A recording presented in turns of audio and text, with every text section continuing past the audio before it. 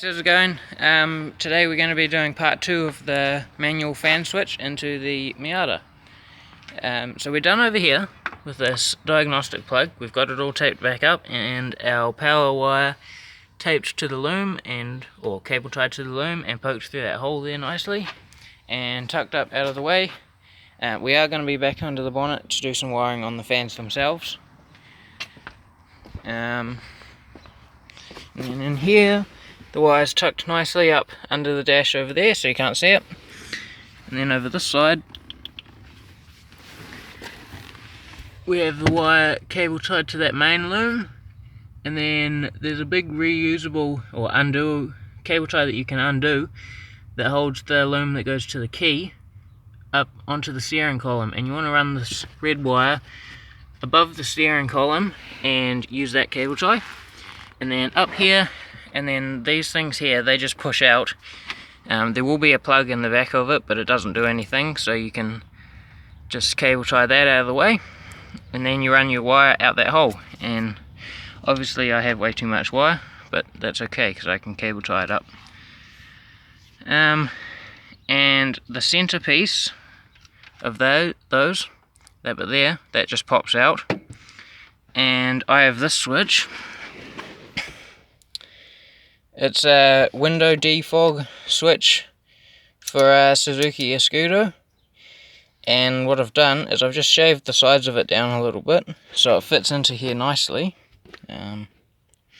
I shaved it just enough so that it fits in like that, and I'm going to glue it because otherwise it will fall out. And it had two more wires coming out the back of it. The two fat ones are the main powers for the switch. And then when the black one there gets power to it, so your switch is turned on, and there's power coming up this one here, the red one. Switch turns on, it lets power flow down this one here to the earth. When the black one is connected to the earth, then that little light goes. So yeah, I'll be able to tell if my fans are turned on or if the fuse is blowing or something. Yeah, so we'll fit this, we'll solder this plug on, and then we will glue that, and then I'll fit it to the dash and see if it works. So I've just soldered it, and then we've got our heat shrink here, and we just make the heat shrink. And then I actually did cut a bit of wire off, so this is actually shorter than it was. Look at that.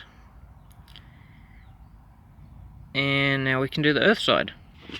With the earth one, you just want to chuck your roll of wire on the floor there, and then feed it up through there, and poke about the same amount out the hole, and then you can strip the end of it and solder that on.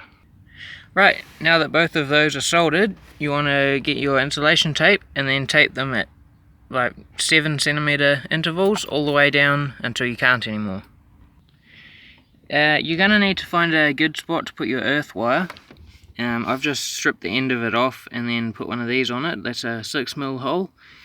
And up under the dash on this side, there's that. It's a little, I can't even see the screen.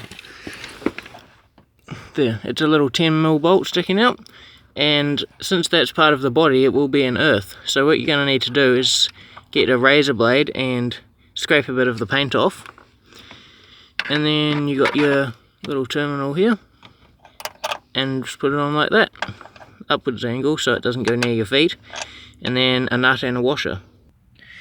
Now that we've got that earthed, we want to plug the switch in and test to see if it works. Obviously you need your key turned on. Look at that, fans are going. Or at least one of the fans is going. I did have to disconnect this black one here, which was the one that made the light come on, because so I've just moved it to a hole that has no pin in it in the switch, because as it was just flicking the fans on no matter what I was doing with the switch. The light was coming on when the switch was in, not out. The light was going off, sorry, when the switch was in, and coming on when the switch was out, which means the fans are turned off. And yeah, I've tried it in the other holes and it doesn't seem to work, so obviously I don't know exactly how the switch wiring works, because it's very complicated looking inside of the switch. But anyway, it works as it is at the moment, so now I'll show you what you do with the fans. So the wiring that we've just done only runs this fan here, which is the main cooling fan. This one here is for the air conditioning. So what you want to do is you want to unplug it. This bit here goes to the motor, this one here comes from the car, and you want to strip a bit of this back, and you want to cut it about there. Once you've cut it, you just want to plug this here plug back in, and strip the insulation off the ends. And then you get a bit of heat shrink, and these ones here that you've cut, you just slip it over one of them at a time, and then so that there's none sticking out the end, and then you heat it up so that it shrinks, and then you put it back inside of that. Now that you've got that taped up nicely, you want to come over here and unplug this plug here, which is the one for your fan, and the blue wire is the power wire and the black wire is the earth wire. It doesn't matter if your wires are going to be the same colour, but I'm going to use a red one and a black one. And then over this side, the blue trace one is your power and the fully black one is the earth. And you're going to strip a bit of this here insulation wrap stuff back, and then cut them, and then you want to solder it from there, or a wire from that side onto these ones. While we're doing what we're doing on the car over there with the wiring, I've glued the switch into that surround. I've just used some of this stuff, which is the same stuff that I use on everything. I've used it to repair a fuel tank, a steel fuel tank, and it's worked. Well, it's still got fuel in it. I've used it to hold window in if it needs. It's the same stuff you use on rocker cover gaskets if they're leaking and you don't want to buy a new one. I use it on everything. It's excellent. But I've used it and I've glued that switch in, and I'm going to put some more glue around the back of it when it seals, when it's set. But we'll let that set while we're doing this other wiring. Now that you've soldered these, you want to wrap them in tape individually and then put them together back in this, and then wrap that in tape and then plug it back in. You want to wrap it just like I've done there, and then plug it back in, and then you want to wrap this at 7 centimeter intervals. You want to wrap the two of them together up to the end. 7 centimeters is just a rough guide. It doesn't have to be exact, but 10 is slightly too long and 5 is probably too short. Yeah, and then you want to run along the top like that. Once you've run these wires along here and taped them, you just want to touch them together like that before you solder it, and just make 100% sure that they are in fact around the right way. So you turn your key on, and then you turn your switch on, and then you put your hand down there and just make sure that they're both blowing, and make a note of the way they're turning. They should both turn like that. And then when you wait for them to stop, you have a look at the blades, wherever they are, you can't really see, but it should be scooping it towards the back, like that.